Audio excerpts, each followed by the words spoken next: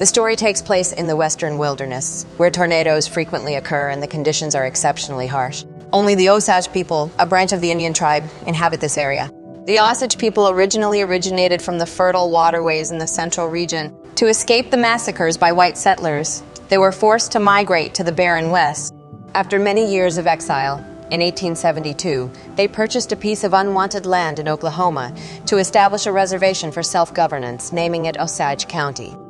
And the Osage people struggled to survive here until the early 20th century when oil was discovered. Sudden wealth descended from the skies, and overnight, the Osage people became one of the world's wealthiest nations. Everyone owned valuable land and oil fields, receiving substantial dividends from oil companies each year. During that time, the Osage people were so wealthy that every household had white servants and each person owned 10 cars. They didn't bother repairing broken cars, they just bought new ones.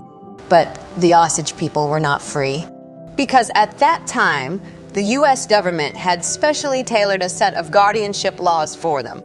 The Osage people were forcibly declared to have no financial competence, and the government, under the pretext of helping them manage their assets, appointed a white person as a guardian. These guardians would act on behalf of the Osage people to oversee the operation of their oil fields and even approve daily expenses, including buying groceries. This was essentially a way for the government and business magnates of the civilized era to exploit the Osage people indirectly and legally, rather than openly plundering their wealth.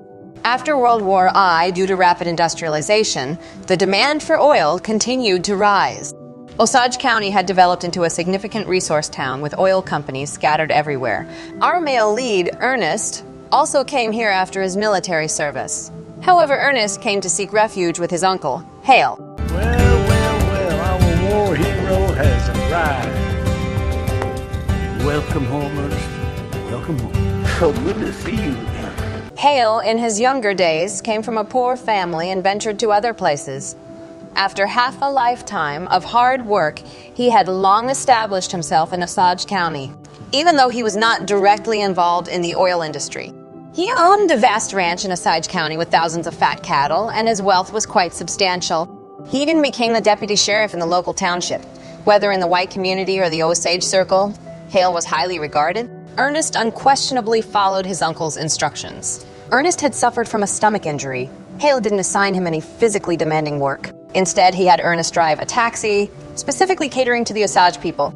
Ernest, this guy, had two notable hobbies typical of men, a greedy and lust. When picking up passengers, he always sought out female customers. One day, he picked up an Osage woman named Molly.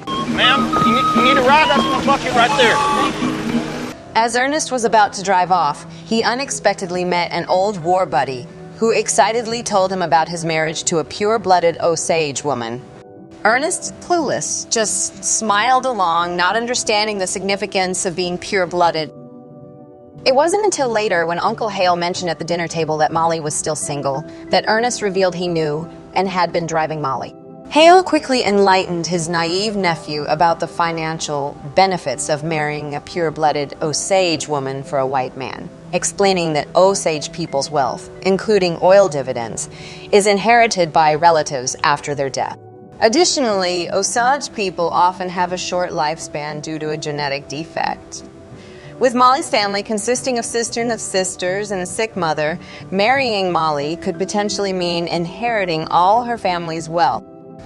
Recognizing this as a lucrative and legal opportunity, Hale strongly advised the handsome Ernest to pursue Molly. Greedy Ernest, immediately motivated, shamelessly started courting Molly the next day. Molly, very cautious, initially ignored Ernest's advances, speaking in Indian language whenever Ernest spoke English. What was that? That's how you are. I don't know what you said, but it must have been Indian for handsome devil.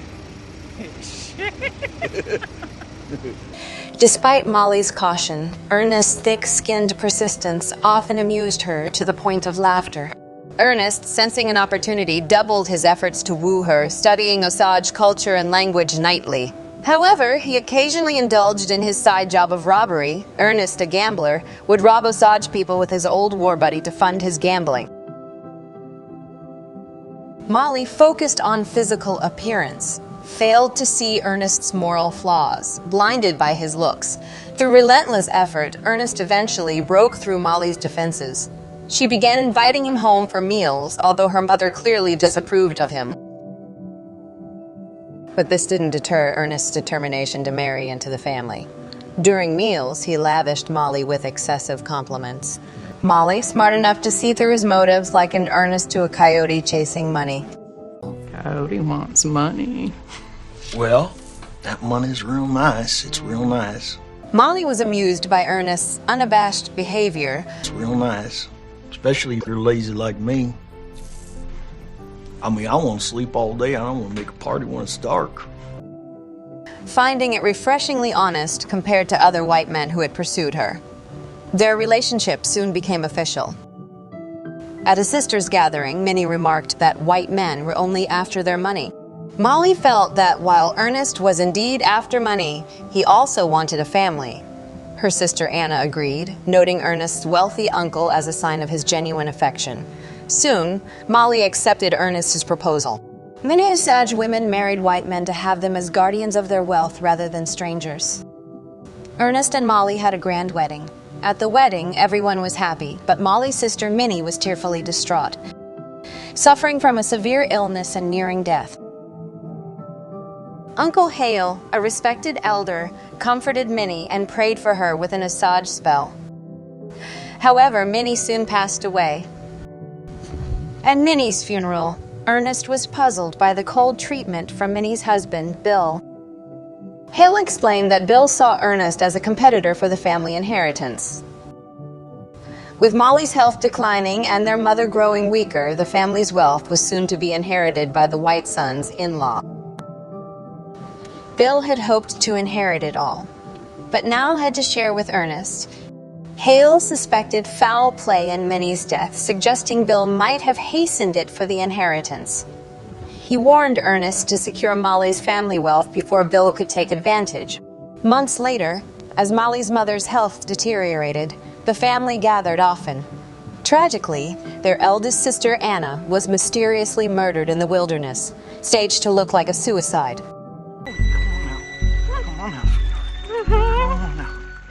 Before Anna's death, another Osage man was also shot dead. There had been frequent mysterious deaths among the Osage, but the police often dismissed these cases as suicides or accidents. With the recent increase in deaths, the Osage tribe no longer believed the police's explanations and convened a tribal meeting. They understood that their sudden wealth came at a price, attracting countless white people eager to exploit their fortune. Despite the danger, the Osage refused to retreat, as past concessions hadn't brought peace. They raised a $5,000 reward to catch the murderers. Molly hired a private detective to investigate her sister's death.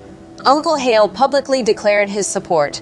I would like to add $1,000 to that reward money for any information about these murders.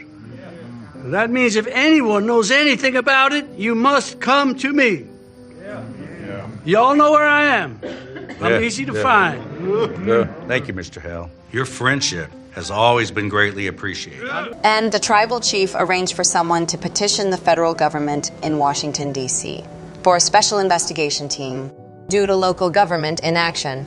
Days later, as they prepared for Anna's funeral, Ernest discovered that Bill was involved with Rita, the youngest sister. Ernest was outmaneuvered by Bill's ruthlessness.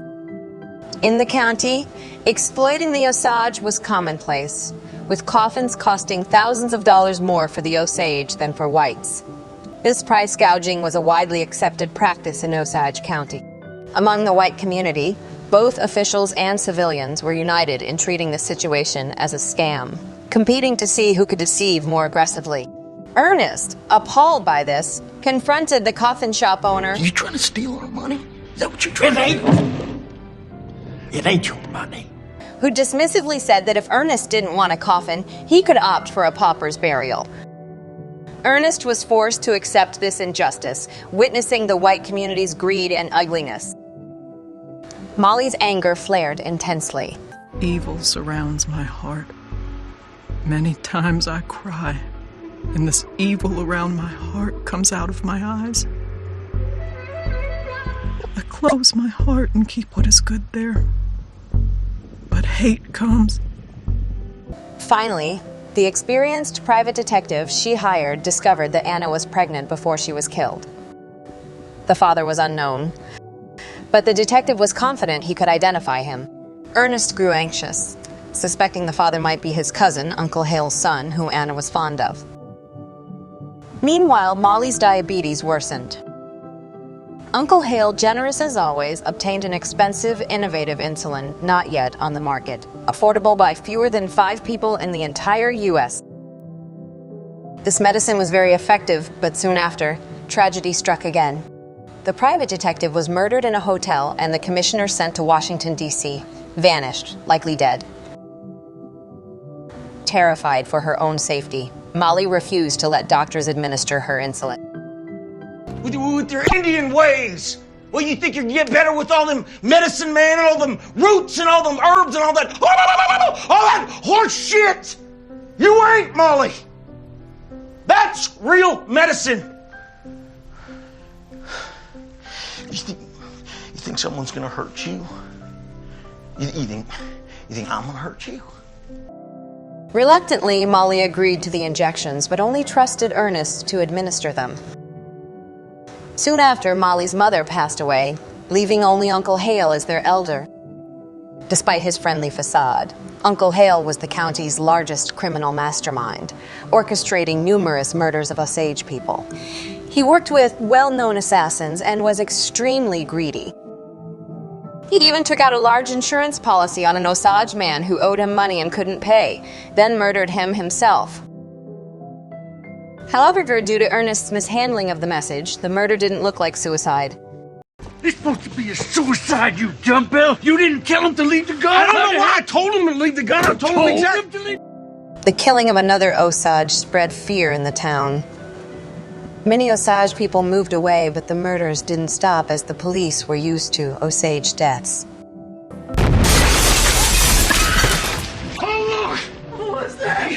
One night, Ernest and Molly were startled by an explosion from Rita's house. Ernest told Molly to stay home while he investigated. He found that Rita and Bill had been blown to pieces. Molly was devastated by the news.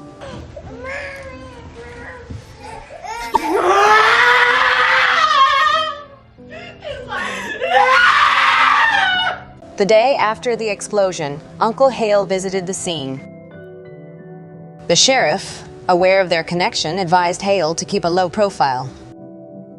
Indeed, Hale was behind the explosion, surprised by the mess caused by the assassin, likely due to a mistake by his naive nephew. Hale realized that Molly was the only one left in her family. To seek justice, the ailing Molly made an excuse of traveling for relaxation, but secretly went to Washington, D.C. to meet the president through the Bureau of Indian Affairs, explaining the Osage murders and local police inaction. I lost my mother and my sisters. So many Osage are killed for the oil money, please. After her visit, Molly returned to Osage County, waiting for a special investigation team. However, Hale learned of her trip and decided to act first. He instructed the doctor to mix poison with Molly's insulin, planning a silent murder. Ernest, feeling guilty but persuaded by Hale, rationalized that since Osage people don't live long, he was sparing Molly from suffering. This was more about his love for money and fear of Hale than his love for Molly. After the poisoned injection, Molly's condition worsened, barely clinging to life. When the federal investigator arrived in Osage County, Ernest, frightened, immediately sought Hale's advice. They're gonna know that we did something. You got to settle down. Settle down. You understand? I do. You get hold of yourself. I am. Hale, frustrated by his nephew's panic, decided to handle the aftermath himself. He set traps and killed many of the assassins he had previously employed to prevent future testimonies. To secure the family's inheritance, Hale had Ernest sign a will ensuring their white family's priority in inheriting their white family's priority in inheritance in case of Ernest's unexpected death. If something happens to me, what would happen to me? Nothing's gonna happen to you. It's just a formality. Despite his reluctance and confusion, Ernest signed convinced by Hale's reassurance of high-level connections and legal support. As the investigation progressed, a surviving white assassin was arrested and revealed Ernest as the middleman for Uncle Hale's orders. Consequently, Ernest was also arrested. Uncle Hale, brazen and shrewd, turned himself in, hoping to gain the jury's sympathy by portraying himself as a harmless, charitable, elderly man with a cane. Ernest, believing in Hale's influence, refused to confess. However, the assassin disclosed that Hale had planned to save him only if he killed Ernest. Learning this, Ernest was heartbroken. The investigator, realizing Ernest was naively manipulated by Hale, offered him a deal to testify against Hale for reduced sentencing and protection for his family. After Ernest's arrest, the investigation team had Molly hospitalized for treatment. She was now able to walk. Ernest realized Molly's condition wasn't hopeless and that he had been brainwashed by Hale into committing heinous acts. Molly, cleverly, had known about the poisoning but stayed silent to avoid a quicker death. Ernest agreed to cooperate with the prosecution. However, in court, seeing Hale made him nervous. Hale's lawyer requested a private meeting with Ernest. I demand to confer privately with Mr. Burkhart. This is unheard of. Ernest Burkhart is my client. The rules prohibit this. I demand the opportunity to speak with Mr. Burkhart. This man cannot represent both the defendant and the witness. It is a conflict. The judge, seemingly bribed, allowed it. Ernest, wavering, agreed to the meeting. I don't have a contract with him, but I'm willing to talk to him, yeah. The rules prohibit this, Your Honor. At the meeting, Ernest found major oil company executives and government officials who were all implicated in the Osage murders. The lawyer emotionally blackmailed Ernest, warning that testifying against Hale would be akin to murdering his uncle and ruin his future. Then he misled Ernest about the investigation team's promise of a reduced sentence, suggesting that helping Hale was in his own best interest. These government men, they beat you. And they tortured you. Well, no, they didn't, but they did keep me up for days. No! They beat you! They beat you! Yes, they beat me, sir. Thank you! Ernest began deceiving himself again and decided not to cooperate with the investigation, choosing to align with Hale. I haven't done nothing wrong in this world. They can arrest me all they want. Molly could only remind him to think carefully. Shortly after this decision, Ernest's young daughter died suddenly from a severe illness. There's no easy way around it, son. God damn! They took my baby! God bless you, son. Sorry for your loss. This tragedy made Ernest resolve to bring Hale to justice, realizing that if Hale remained free, neither Molly nor their remaining children would be safe. In court, Ernest confessed to all charges, admitting he had hired assassins under Hale's orders to murder Molly's 3 sisters. He didn't elaborate much, exposing Hale's evil while admitting his own greed and foolishness. However, he firmly denied that his marriage to Molly was arranged by Hale solely for financial gain. No, sir. I love my wife because that's what happened to us when I picked her up in my cab. After the trial, Ernest and Molly had a meeting. Molly asked if he had told the whole truth, to which Ernest affirmed, saying he felt relieved and purified by speaking the truth and that he wanted to protect her and their children. When Molly questioned him about the medicine he gave her, What was in it, Shomikasi? Ernest hesitated and struggled to answer. Insulin? After hearing this, Molly stood up and left without saying a word. This marks the end of the story about the Osage Indian murders. In reality, both Ernest and Hale were sentenced to life imprisonment. However, Hale later bribed officials and was released early. Ernest was eventually pardoned and returned to Osage County to spend his later years. As for Molly, she divorced Ernest, remarried, and died in 1937 at the age of 50 due to diabetes. In her obituary, she only identified herself as a pure-blooded Osage and made no mention of the murders or the perpetrators.